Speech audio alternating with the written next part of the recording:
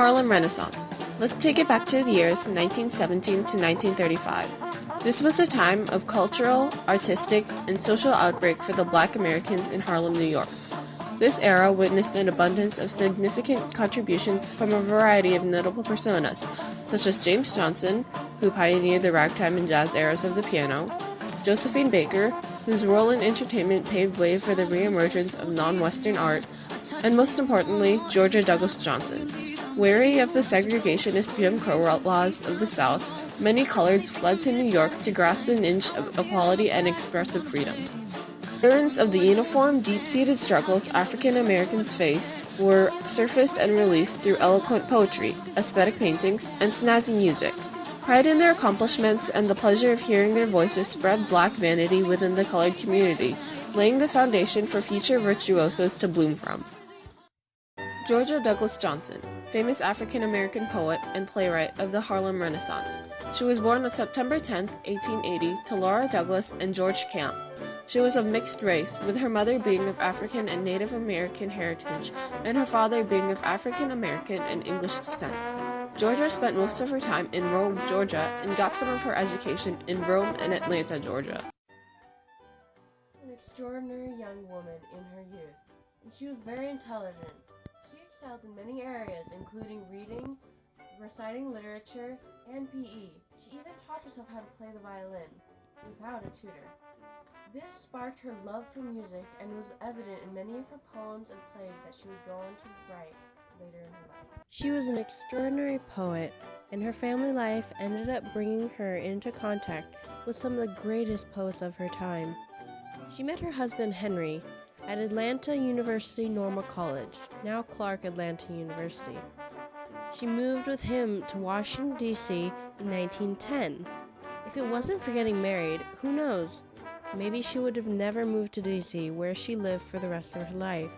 She might never have accomplished all that she did as a Harlem Renaissance poet. Hey, my mom was something else.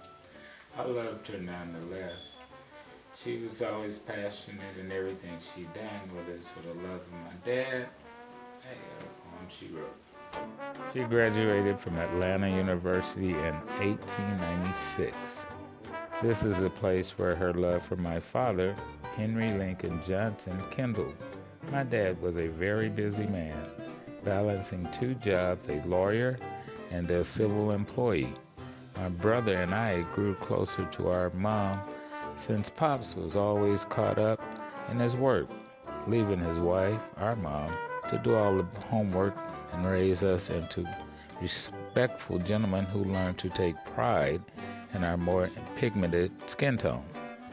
The most paramount value she taught us was to never feel less superior to anyone else based on ignorant racist opinions that stirred in society at the time. Unfortunately, I was never able to build that father-son bond with my dad because he passed away in 1925 while I was only 5 years old. The event devastated Georgia. A life without a husband did not feel like a life at all. And as a newly single mother, she was forced to become our household's main source of income, since my brother and I were too young. Working as a substitute teacher and a clerk at the civil service, she earned enough to keep us under a roof with working lights, edible food, clean water. Eventually, she worked her way up to Commissioner of Immigration for the Department of Labor. But the only thing that alleviated her sorrows over my father's death was opening up the Saturday night open houses, a gathering of poets who expressed their feelings through their poetry. I was too young to understand the poems at the time, but I do remember seeing well-known poets amongst others, conversing in our guest room.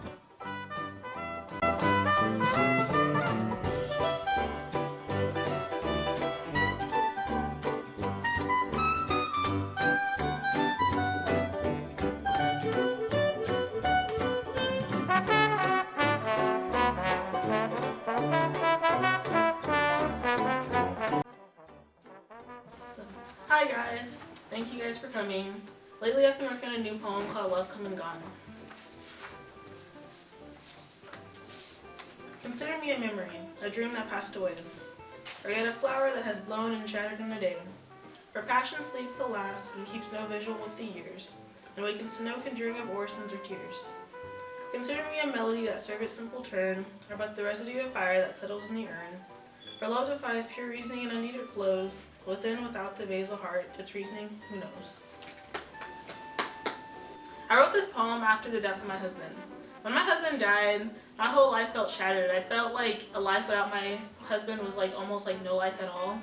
And it was really hard for me to seek purpose in life, but once I started writing, it really helped me like relieve all of my stresses and all of my sorrows. And also like, gathering here with you guys, like other poets and writers, and having you guys like, support my works and support my journey, and listening to what you guys go through and like listening to your guys' like works and stuff. That has really helped me like, cope with the loss of my husband, and it's really helped me feel better. And I just want to thank you guys a lot for coming, and thank you guys a lot for being here. So, who's next? I'll go. Heart of a Woman established Georgia Douglas Johnson as a notable African American poet. Although her husband often disagreed of her writings, she continued to strive forward and ultimately became an inspiration for other African Americans during the Harlem Renaissance.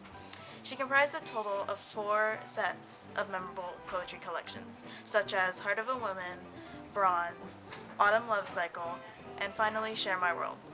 Ranging from themes of isolation and loneliness to roles of women and the aspects of love, Johnson focused on issues that many can still relate to today. She also gained recognition for her newspaper column, The Homely Philosophy, and plays exposing black struggles such as Plums and the Blue Blood. Knowing the pain behind getting marginalized for the color of her skin and the economic strain placed on her from losing her job at the Department of Labor, she deemed her home the halfway house, a place where artists who were unable to provide their own could go to seek comfort until they could regain balance and live on their own. Several poets came through her house to share their works, such as Jean Toomer, Gwendolyn Bennett, Langston Hughes, County Coolin, and so many more. Their gathering soon became known as the S Street Salon, where the poets worked on and presented their new pieces. I shall rebuild my world today, without a sob or sigh. Assembling and securing it, ere fleeting the time deny. I shall rebuild my shattered world, more wisely than before. Shall fashion it with faith and prayer, and love shall be the door. When I have rebuilt my world, uncircumcised and free, I shall invite all humankind to share my world with me.